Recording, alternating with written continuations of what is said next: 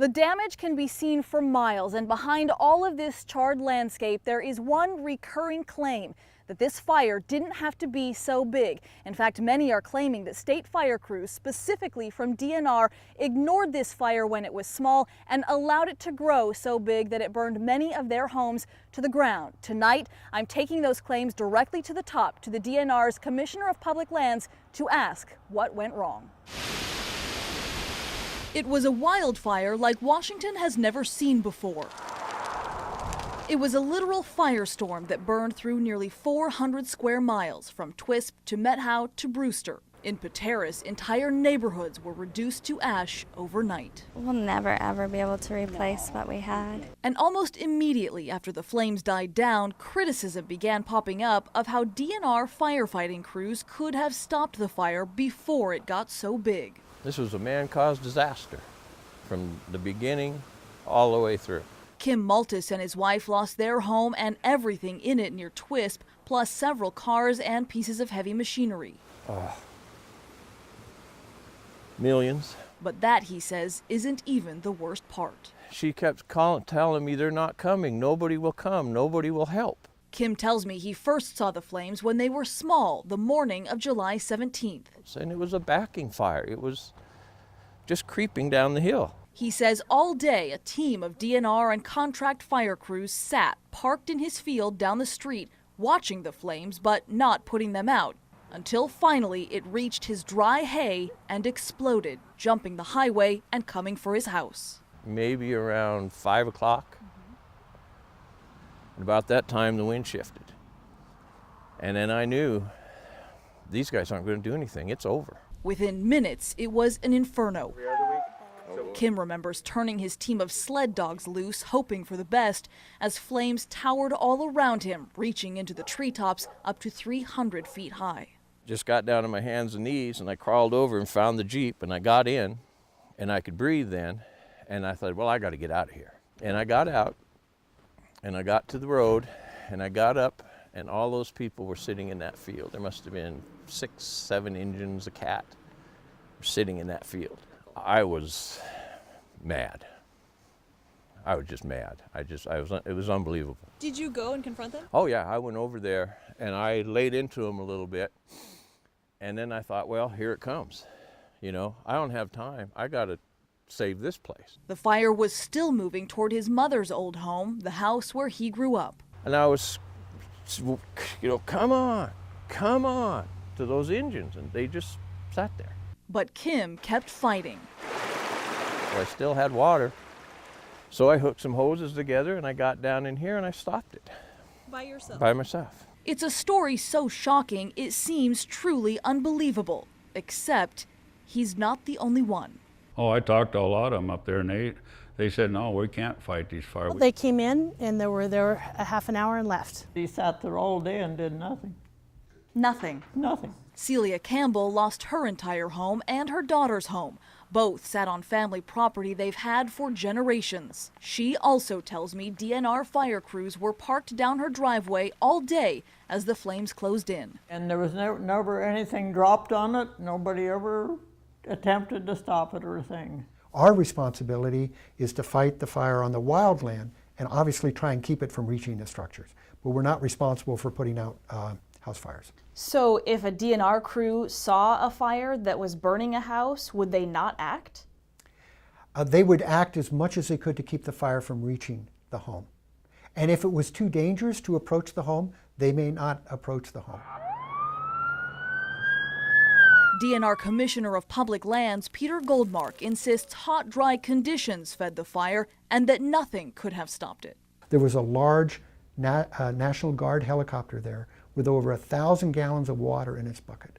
And the fire is approaching, and the water is discharged on the fire. And the fire doesn't even pause. It doesn't even notice it. So is it standard operating procedure to put it out right away, or are there instances where you let it burn? There are never, and I underline never, incidents where DNR lets the fire burn. Okay. Never. So there are some persistent claims that DNR crews were told to stand down, to let nature take its course and let it burn. That would never be a command that a DNR staffer or commander would ever give. There was a fire that was coming. But Brewster attorney Alex Thomason says that is not the case. He claims DNR crews had ample opportunity to stop the flames when it was still 4 small fires that began as lightning strikes. In one case, for example, the Cougar Flat strike, 2 guys went out, they had that completely under control. Some DNR bureaucrats showed up and said, "Get off our property, we'll have you trespassed." The DNR then let that fire grow. They just abandoned the fire, a wildfire. That fire is the one that came down and merged and burned Pateros. Good morning, I'm here to file tort claims. Thomason has already filed notice in Olympia that nearly 100 property owners across Okanogan County are now building claims against DNR, saying the state is responsible for their losses. How do you go up against the state? What is it going to take to prove this?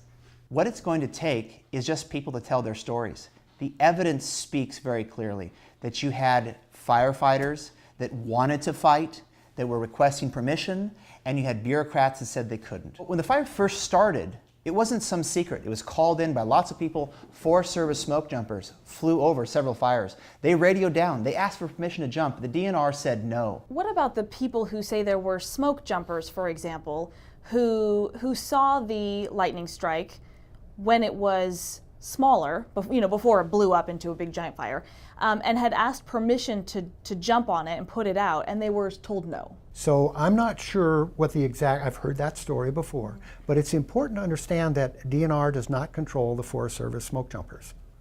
So I don't know what happened in that particular incident. Does it make you question if any of this did happen when you're hearing it from not just one place, not even just 2 or 3 people, but multiple families spread out across that entire region? So it just increases my resolve to do as much as we can during the off-season to train, motivate, and equip our firefighters to be the best possible firefighters they can. DNR had command of 3 out of 4 fires when they first started because they sparked on DNR protected land.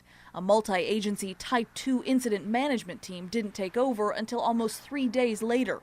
At the time, there were also big fires in Oregon.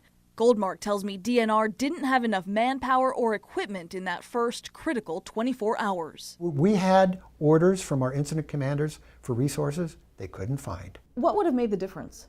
Having more helicopters would have made a great difference. Having more staff and fire engines would have made a difference. Goldmark is now asking state lawmakers for a full $70 million to cover firefighting expenses already incurred, plus another $4.5 million for additional firefighters, helicopters, trucks, and training. Do you think that it will be given more weight, given what happened in Carlton Complex? It's my every hope that it is, because we need to have more resources. Goldmark says he is also asking for $20 million in the next budget to thin Washington forests. He agrees that was a factor in the severity of the Carlton Complex, but he is adamant his DNR crews acted heroically. Whether or not DNR crews didn't participate when they should have, I doubt very much, because we have this ethic where we always try our utmost. Do you take it personally when people say, that DNR person over there who was parked down the street watched my house burn and didn't do a thing? It's hard to know what's frustration and emotion following a terrible fire and loss, and how much of that is factual. I know we've all been in situations where we were upset because of things happened around us and there's blame laid down, and it's hard to know how much of that blame is fairly judged and how much of it isn't. But homeowners like Kim Maltis say DNR is the only one to blame. This is criminal. This is absolutely criminal what they did. DNR still has more than a month to settle these homeowners' claims if the agency does not settle. Alex Thomason tells me he will file an official lawsuit, but even that is just the beginning of this process. It will likely take many more months or even years before this is finally settled. In Okanogan County tonight, I'm Whitney Ward, KREM 2 News. The devastation of the Carlton Complex can still be seen at every turn. There used to be houses all along the base of this hillside, and now you can see there is almost nothing left. But if you look closely, you can see there is rebuilding starting to take place, and almost all of it is because of a kind of homegrown help, people who live in this community reaching out to others. The fire was on all sides of me. And it was so noisy, so hot, so smoky. There were flames everywhere. Houses going up left and right. It was a monster. Libby Harrison remembers everything about the night she and her family lost their home in the Carlton Complex wildfire. We didn't even know that it was still light outside. It was like it was midnight here. Flames raced down the Pateras hillside behind her house. At the time, she was mayor. She tells me she watched as the fire came barreling into town. No, they said it was burning an acre a second. The water towers went up first, then the entire neighborhood gone in less than 20 minutes. It's not really real until you see it with your own eyes. Hundreds of homes were lost across the region that night, but as fast as the fire came, determination rose up in its place. Determination to emerge from the ashes. I am super excited. Now, 4 months later, Libby, like many others, says she never even thought about leaving. Oh, heavens no. Where you would stay? Nope, we moved here for a reason, and we are so excited to rebuild and stay here. But it has not come easy. Libby is one of the lucky ones who had insurance. Almost 60% of those who lost their homes to the wildfire were not covered. We have to make sure that folks are going to make it through the winter. Carlene Anders is the executive director of the Pateras-Brewster Long-Term Recovery Organization. Our goal with the long-term recovery is to get it rebuilt, get people back in positions where they can stay here, they can thrive here, and I want that so bad. She says the region is still experiencing a ripple effect from the fire. When houses burned down, families were sent into crisis mode. We have people marriages that are separating and health issues. We've had people struggling with their insurance and had heart attacks and then a stroke. Okanogan County immediately issued more than $10,000 in tax credits to those who lost their homes to reflect the change in property value. Why did you guys decide that was important to do right away? Well, the people that lost, they were entitled to their money. You can't hold their money there. If your homes, and not just homes, but we had timberland, we had rangeland, all that was reassessed and revalued there and sent back. I often say that's only fair. It was fair, but it meant a dramatic drop in revenue for hospitals, fire departments, and school districts. Okanogan, Brewster, Methow Valley, and Pateras are all now feeling the pinch. The Pateras district lost the lion's share, 20%. That translates to almost $80,000 less than normal for the second half of this year. It hasn't meant any cuts yet, but the district knows recouping that loss will take time.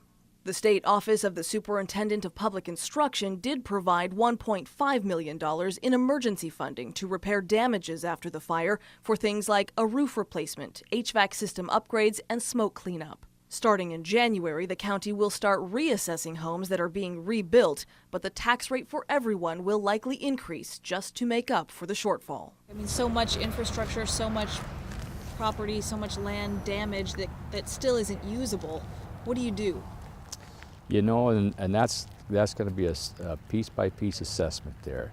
You know, the people that lost their homes, there's a lot of retired people. They need to be back in the community. We're in a situation where we have such a massive economic rebuild that this is going to take years. But it is starting. Volunteers from across the state and the country have mobilized to help, each one coming from different organizations, but all offering materials, money, or good old-fashioned muscle. I think we've done very well. George Brady is the new mayor in Pateras. He took over in August after Libby Harrison stepped down to focus on her own family's rebuilding. He tells me he's now working on projects like bigger and better water towers. Because we'd already done a study on these, and we determined already that they were too small, too old, and too low to provide us good fire pressure.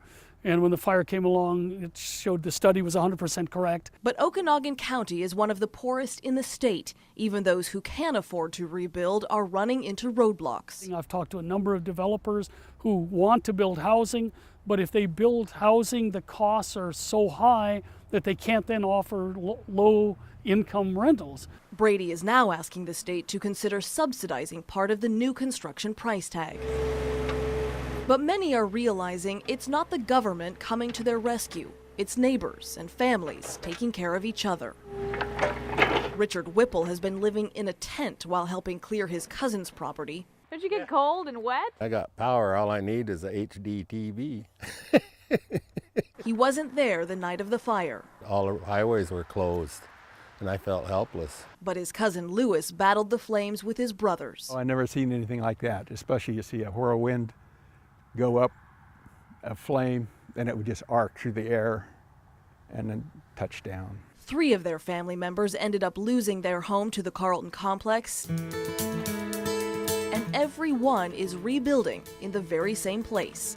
Richard says it's part of their heritage as proud Methow Indians. This is our land right here. Our people were right down at the bend here. These cemeteries, one right there and one right there, are our people. So we take care of them even when they're gone. Because he and everyone else who lives here agrees this isn't just any old community, it's home. We help each other, and that's what we was brought up to do. And a lot of the rebuilding that is taking place now, I'm told, will continue for at least a few more weeks, and then it will die down for the winter. But I'm told this entire community is hoping to come back strong again in the spring. In Pateros, I'm Whitney Ward, Crime 2 News. Winter is definitely setting in here in Alta Lake. You can see there is a blanket of snow now covering much of the charred landscape that we saw the last time we were here. Christmas is just around the corner, but many of those families who lost everything in the Carlton Complex say they're not focused on Christmas at all. They're just trying to survive through the winter. Really hard. Manthe Sausalito understands the pain of losing everything. You can't afford to put yourself in a home, and you can't afford to take care of your children through the winter, through everything that you've lost. She's one of hundreds of people who suddenly found themselves homeless after the Carlton Complex wildfire. Slowly but surely, though, one woman is trying to fill the void. I don't know if I can even describe it, really. Kristen Wall was raised in this area. She says ever since the fire, she's been looking for ways to give back. We had a ton of people that brought donations in, and it was great for the immediate needs, but this is more personal. She's organized an effort to adopt entire families still struggling, even after the flames are long gone. House was over here. 17-year-old Melissa Gray is one of those being adopted. Her parents and 5 brothers and sisters watched their house burn to the ground in Alta Lake. There is nothing left. My home, everything I had, and all of a sudden there was nothing. And there wasn't even anything to look at because it was just gone. But they are slowly piecing their lives back together thanks to a family in Seattle pledging to give them what they truly need to get back on their feet, from groceries to heat. Where would you be without that? Where we were in July with nothing. This pair of Vietnam veterans was also left with nothing after the fire. They were longtime next-door neighbors up in French Creek. I basically had lost 32 years of my life. It went up in smoke. Mike Warfield tells me how he tried to stay on his property even after the fire. In a little 10 by 12 place I had for the grandkids. You built a little play structure for your grandkids, and that's where you lived? Yep. For how long?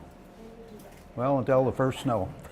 It's stories like that that made fellow Vietnam vet George Taylor know he had to help. Well, I don't cry very much, but it made me cry. He's now vowed to help Mike and Wayne any way he can, from gift cards to supplies. The 2 men will spend winter in the employee cabins at Zirkle Fruit outside of Pateros. The company offered them up to those affected by the wildfire. But come spring, they're all determined to start building again together. Kristen hopes to place as many people like them as possible with the help they need by December 20th. And there are still dozens of families that need adopting. If you would like to help, it would be much appreciated. You can call this number, 509-881-9599. You can also get more information on our website at creme.com. In Alta Lake tonight, I'm Whitney Ward, Creme 2 News.